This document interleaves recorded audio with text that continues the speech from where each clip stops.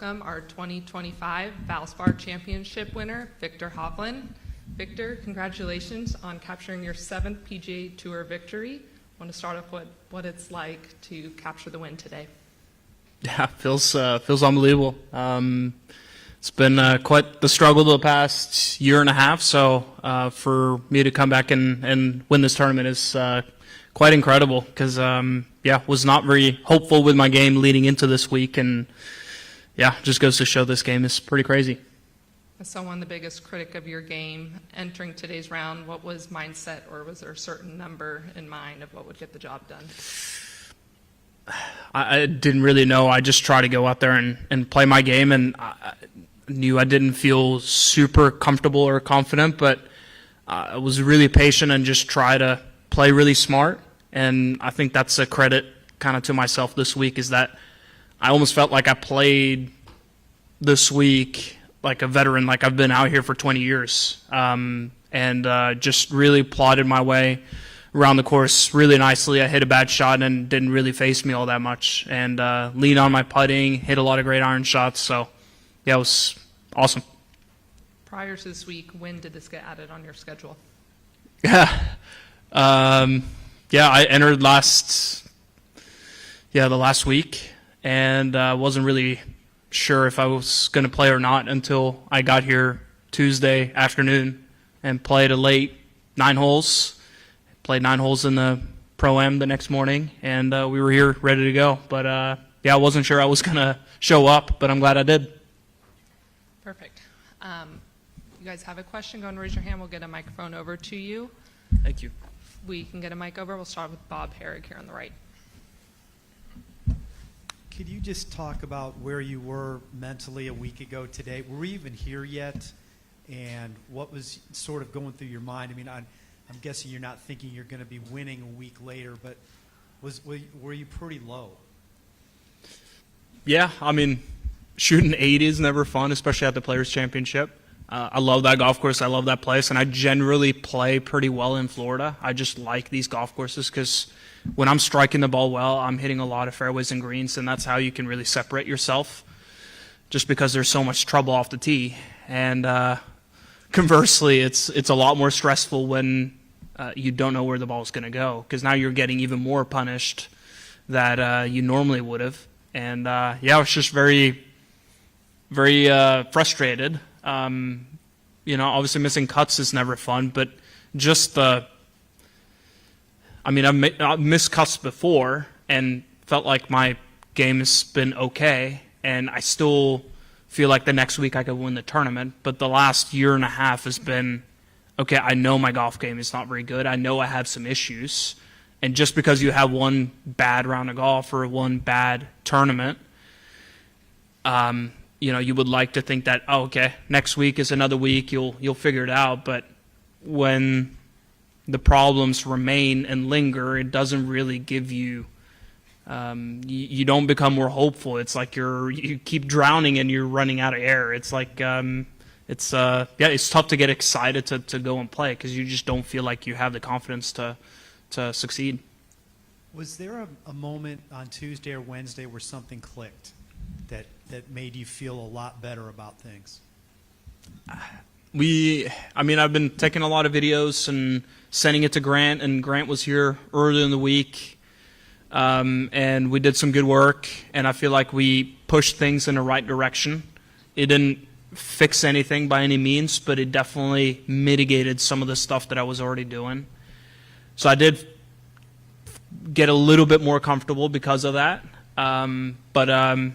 still the occurring issues are still the same there, but obviously when you can push it in the right direction, it at least gives you something when you're out there on the golf course.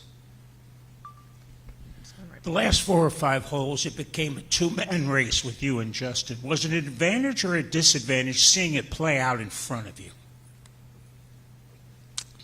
Don't really know. I don't know if it's an advantage or a disadvantage, but obviously he was setting the pace, and when he was 3 up there and I had my putt on 14, it definitely put a lot of pressure on some of the putts that I had to make. So from that standpoint, it was a lot more stressful maybe. But at least I knew kind of what I had to do. And yeah, every time my back was up against the wall, I performed and hit a great iron shot and hit a nice putt. So it was, yeah, it all worked out. Very front. Victor, sitting there with the trophy to your left, how happy are you with your swing right now? Yeah, it's still not great. You know, I'm still hitting the same shots that I have been the whole year, really. But it's just I was able to time it extremely well this week. And it felt like every single good shot that I hit, I just saved it really well. You know, because the club is just not in a great place for me coming down. It's just not what it used to be. So I can't really rely on my old feels anymore because the club is in a different spot, and I have to change my release pattern to make that work. Now, incredibly, I did make it work and was able to win, and I think that is something that I'm extremely proud of, that I can show up at a PGA Tour event at one of the hardest golf courses we play all year and still win with not my best stuff. So I think that's really cool. That's something that I'm extremely proud of. But at the same time, you know, it makes this game a lot more stressful than I think it should be. Could you take this game and compete at Augusta and accomplish what you want to accomplish there? I mean, if you would have asked me if I was going to win this week with what I had, I probably would have said no. So, but here we are. So it's kind of the same question. I probably shouldn't doubt myself to that extent. I still need to be honest so I can attack the problems that I have and we can improve. But at the same time, I got to give myself some credit, and even no matter how bad it feels or how many poor shots I'm hitting, I'm still capable of shooting good scores with it. So I kind of have to keep that in the back of my head. And Kevin on the left. Victor, your caddy mentioned in the trophy ceremony that you're kind of a perfectionist. Do you feel like you're a perfectionist? I guess you can use that word to describe it. I just view it as if you put your heart and soul into doing something, you might as well do it right. And I've swung the club extremely well, and I think my ball striking has been really, really good over a long period of time. And then when it's not doing that, I'm going to work on that. I'm going to figure it out. And I think it's like, I find it kind of weird that we're professional athletes and the people that are wanting to improve are somewhat looked at as, oh, he's a perfectionist. He's out on the perimeter searching too much. It's like, that's what we do. We're here to get better and we're here to win tournaments. So if you're not going to try to get better, well, what are you doing? You know? So it's like, especially when I know there's issues there. It's not like I'm inventing stuff. I have data that can show that what I used to do was objectively better than what I'm doing now. So why shouldn't I try to go back to what I used to do? And is there anything outside of golf that you feel that way about, or is it mostly just golf, would you say?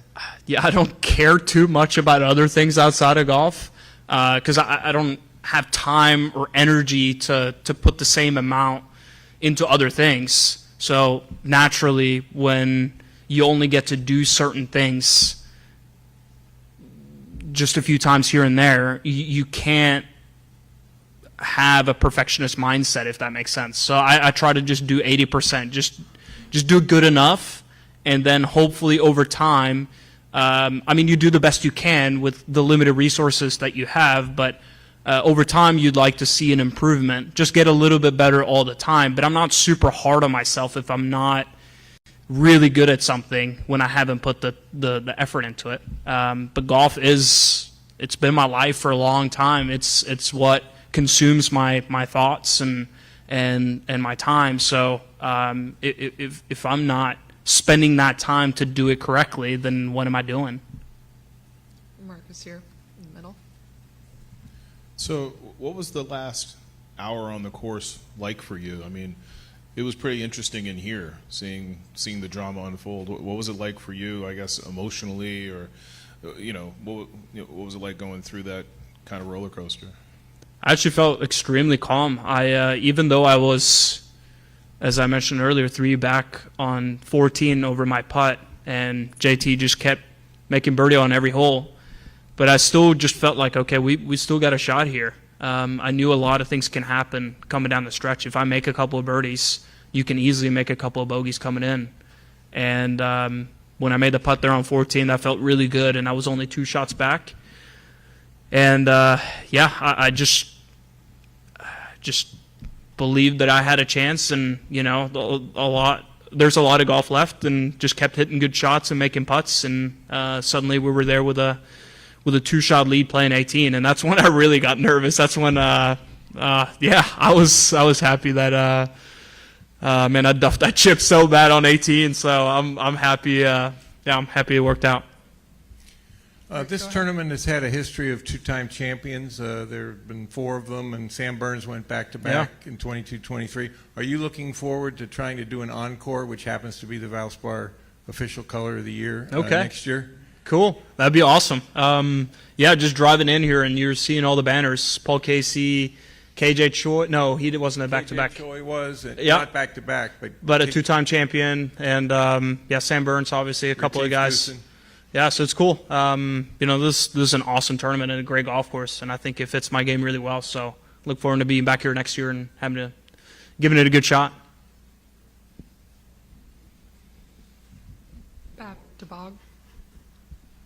I'm just curious, obviously we've asked you about this a lot. You've been very honest about your own struggles and, what you're looking for and why you've been disappointed in your own game at times. But I'm just curious, do you ever get any perspective, makes you feel any better? Like maybe when you're playing in a Pro-Am and you're seeing guys not hitting it very well and you think to yourself, okay, it's not as bad as I'm making this out to be. Does it ever help? No, it's like the first thing when I talk to my mom, and after I've played poorly, she will always say it, and I tell her to not say it, but she always does. So, but there was a lot of people that played poorly today. It's like it never consoles me.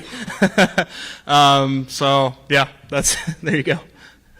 If I could just, on a serious note, ask you about 16. JT bogeyed it. I'm guessing you know that ahead of you when you're playing. But it is the hardest hole. It was the hardest hole today. I think you hit it the closest of anybody. What are you thinking, even just teeing off on that hole and what you're trying to do there?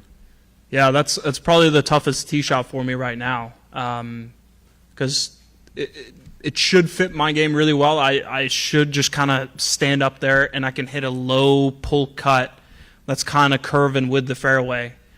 But my miss right now is a push fade, a big push fade, and that's obviously going in the water. So over the ball, I've been just really uncomfortable, and I've hit 3-wood because I couldn't really hit the 3-iron and comfortably cover the water. So I've hit a 3-wood and just pulled it 2 of the 3 days.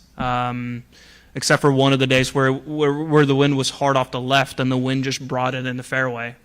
But, it's just a really uncomfortable tee shot for me. But luckily today, it was downwind, the tee box was a little bit up so I could hit the 3-iron, and I still pushed it slightly, but it still went far enough to where it covered the water, and I was in the middle of the fairway. So I was in a perfect position there to hit a good 7-iron into that back pin. There's a little soiree coming down in Augusta, Georgia in a couple weeks. How nice is it to go in with this kind of momentum? Definitely helps, but it kind of goes back to what I'm saying about being hard on myself and being, sure, you could call it a perfectionist. It's like some of the shots that I'm hitting, it's going to make it really difficult for me to be in contention at Augusta if I don't rectify that problem, if I don't see the improvements there. It's just a different golf course. You're going to hit so many long irons into par 4s, and you gotta drive it pretty far because the fairways are pretty wide. It's more of a bomber's paradise versus this place is more of a just being precise off the tee. So there's still some things that I need to improve. But luckily we got 2 weeks, and this is certainly nice to kind of have in the back of my mind leading up to Augusta. Marcus again. So you mentioned that you weren't sure you were going to come or stay, so what was your plan if you decided to not play? Where would you have been this weekend, or over the last 4 days? What sort of convinced you to give it a shot? Yeah. I would have been in Orlando and working with Grant, and just to kind of continue to push the golf swing in the right direction so I feel more and more comfortable. We got together before the tournament a couple of days, and I think it was on the Monday. We just found a little bit of a feel that at least I started to hit some better shots, and I just thought, okay, might as well. I'm only 2 hours away from Tampa. I might as well just go over there and play, because I really like the golf course. And he said on very short notice that he could come and spend Tuesday, Wednesday, and Thursday with me. So that made it easier for me to come and play. Unless there are any others, I'll wrap it up with two. Going off of working with Grant, how crucial has that been to your game, and what have you really been working on with him?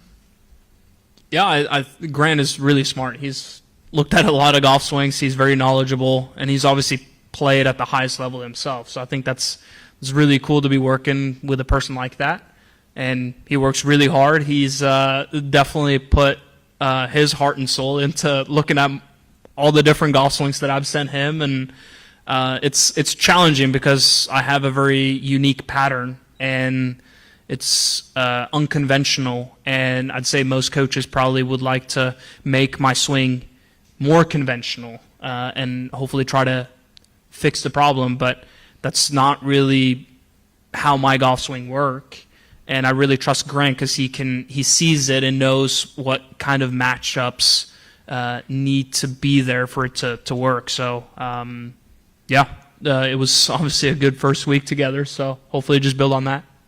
And finally, for the winner, Valspar donates a mural for the winner, choosing of where it would go or what would it be about. Don't have much thought, but off of initial thoughts, what would a mural for Viktor Hovland be like, or where would you want a mural to be? What does that mean? I haven't heard that. Painting. They do a painting. like a painting of. Wow. Okay. I don't know. I'll donate to the golf club and they can put it whatever they want. Perfect. That's all the questions we have. Viktor, again, congratulations. Thank you. I'm going to have you stay seated.